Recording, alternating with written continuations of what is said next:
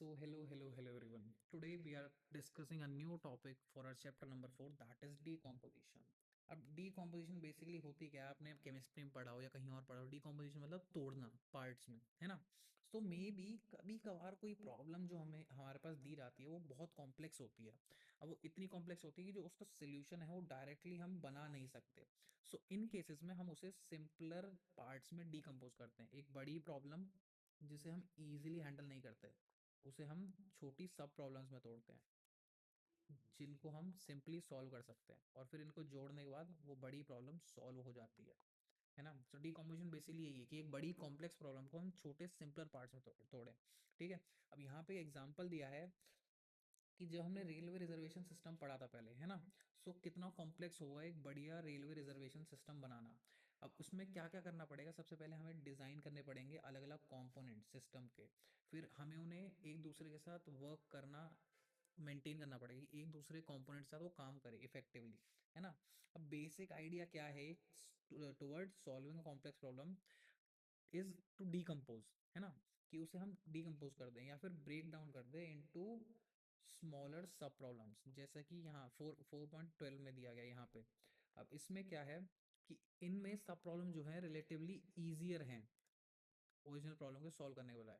इसलिए हम पहले सब प्रॉब्लम्स को कंबाइन करते हैं एक लॉजिकल वे में, ताकि हमें एक बिगर प्रॉब्लम या मेन प्रॉब्लम को कर सकें। जैसे कि यहाँ पे एग्जांपल दिया है सबसे पहले कि इन्हें इसे 6 सब प्रॉब्लम्स में तोड़ा गया। सबसे पहले कि यहाँ पे आ गया फूड सर्विस, फिर यहाँ पे आ गया बिलिंग सर्विस, यहाँ पे अदर डिटेल्स, यहाँ पे आ गया information about staff security and railway infrastructure, यहाँ पे रिजर्वेशन इन्फॉर्मेशन, फिर यहाँ पे ट्रेन की इन्फॉर्मेशन। सो एक बड़ा सा सिस्टम जो कि है रेलवे रिजर्वेशन सिस्टम, उसे यहाँ पे इजीली 6 पार्ट्स में तोड़ा गया, जिसको इंडिविजुअली हम स्मॉलर पार्ट्स में डिवाइड करके इजीली इनको कर सकते हैं, इनको टैकल कर सकते हैं यहाँ पे छोटी छोटी प्रॉब्लम्स को। फिर जब ये छोटी छोटी प्रॉब्लम्स टैकल अप हो जाएंगी तो इनको एक दूसरे के साथ वर्क कराएंगे, और उसे उससे हमें एक बड़ी प्रॉब्लम का सोल्यूशन मिलेगा, जो कि हमारे यहाँ इस केस में क्या है, बड़ी प्रॉब्लम रेलवे रिजर्वेशन सिस्टम। अब क्या कहते हैं, जब हम कॉम्प्लेक्स प्रॉब्लम को छोटे छोटे सब प्रॉब्लम से तोड़ते हैं, अब इसका मतलब क्या है। इसका मतलब है कि हर एक सब प्रॉब्लम जो है उसे हम एग्जामिन कर सकते हैं डिटेल में, और एक हर सब प्रॉब्लम को हम इंडिपेंडेंटली अकेले कर सकते हैं, या फिर एक अलग अलग लोग या फिर टीम्स मिलके उसे कर सकते हैं।